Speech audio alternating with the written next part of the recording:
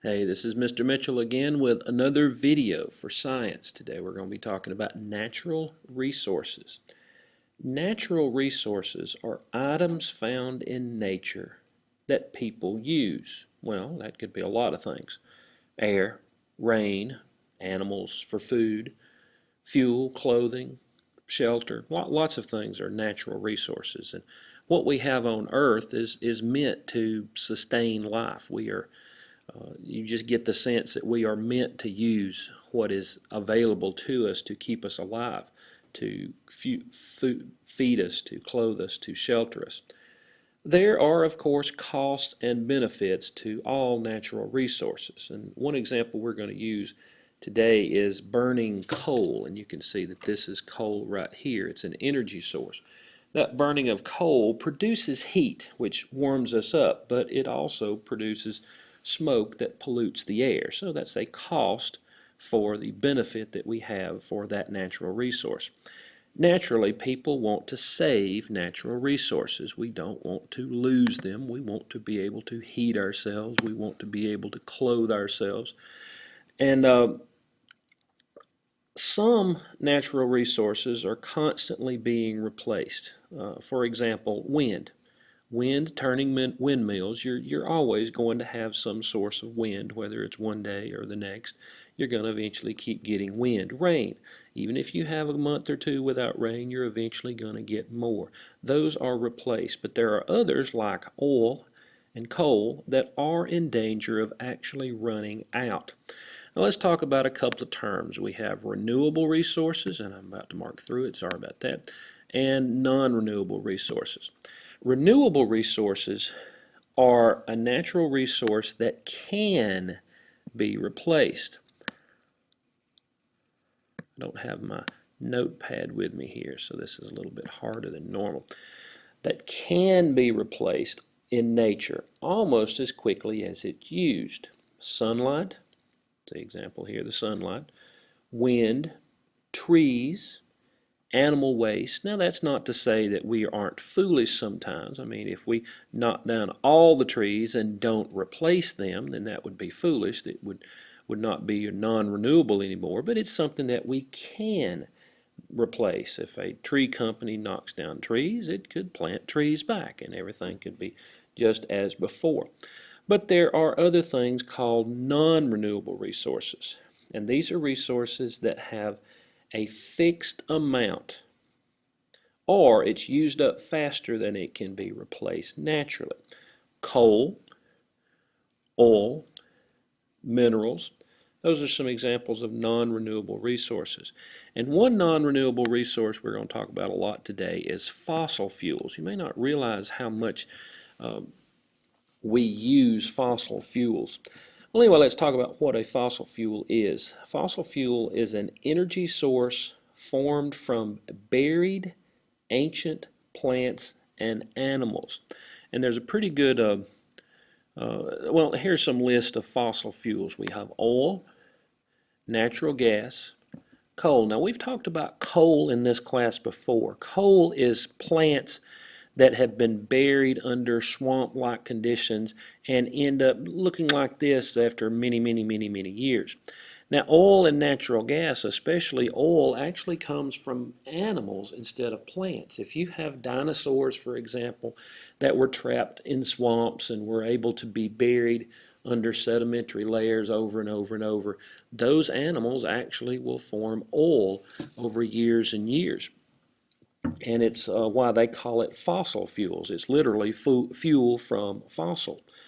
Over a long time, these organisms are compressed and pushed deeper into the crust. Now, heat and pressure changes it to coal, oil, and natural gas. Fossil fuels burn easily. They burn easily, and that's why we use fossil fuels. Now, I haven't shown you this picture right here. This picture right here shows you what happens with porous rock and non-porous rock as related to fossil fuels. Porous means that stuff can flow through it. What happens is this gas and this oil tends to be pushed up because of the heat and the pressure. But when they get to this non-porous layer, they just can't go up any farther. So what you have happening is the gas and the oil are in fairly predictable places. They're going to be pushed up toward the non-porous rock, and they usually will accumulate together. So people who drill for oil, and you can see an example of a drill here, do have some predictable places where they can find them. Or in other words, whenever they do find gas or oil, it tends to be in lots of it, not just a little bit here and there. Well, anyway, we talked about what fossil fuels do. They burn quickly and they produce a lot of heat.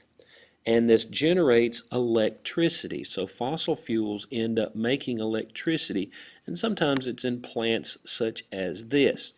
So you have the fossil fuels, they're burning. That burning turns water into steam, and you can see that we have a lot of the steam that is coming out here. Burning fuel turns water into steam, which turns turbines that produce electricity. So we have fuel, which is producing steam,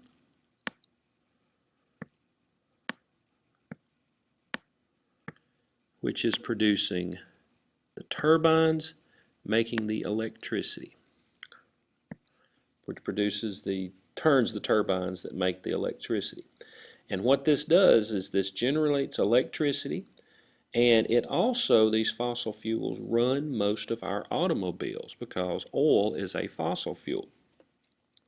Not only are these fossil fuels non-renewable, they do have an environmental impact. These fossil fuels, when coming out of our gas tanks and coming out of steam pipes like this, produce excess carbon dioxide, harmful acids, and other forms of pollution. Now, coal, as we see over here, is a similar fossil fuel in that it burns easily, producing a lot of heat, but it also has an environmental cost as well. Now, society is going to face some tough choices about these fossil fuels. You see, not only do we have the environmental concerns with the carbon dioxide and with the pollution, well, these fossil fuels are estimated to run out. There's only so many dinosaurs and ancient relics of deposit that makes deposits of oil and natural gas and coal. I mean, there's just going to be a finite amount. And some estimates say that the oil will run out by the mid-2050s. Hey, that is probably in your lifetime. That the coal will run out in the 2080s. Now that, in reality, if there are other oil and coal sources discovered, that would push these dates farther. But it does seem certain that either in your lifetime or your children's lifetime, fossil fuels may be an energy source of the past. So society, whether it's in your lifetime or after, will have to make some decisions about how to make different kinds of energy sources. And we have some, but we'll explain that in another video. Oil and natural gas are often pushed up to the surface but collect under this non-porous rock. Now here I am talking about this again, but I'd forgotten that I had this written down through there. Now wells, of course, can drill down through here to get to this gas and this oil. Now what happens is they will end up getting the gas or the oil through the drilling, and it is easily transported, and the refineries then break down the oil into different products. The oil itself is not what you put in your gas tank, but it is broken down into gasoline. That oil that you find under the non-porous rock is broken down into jet fuel, which is also have a different kind of fuel, heating fuel, and part of that also ends up being cleaning supplies and plastics. So there's really a lot that we use for this oil here. Now why don't we go to some, well, I forgot that I had these. Fossil fuels are kind of a hot topic because we may run out and we have the environmental impact. So I'll show you some political cartoons. This actually is on a t-shirt. where you have the oil and the money coming from the dead animals. Here's one where the smoke from the fossil fuels has a death grip on the world, you might say.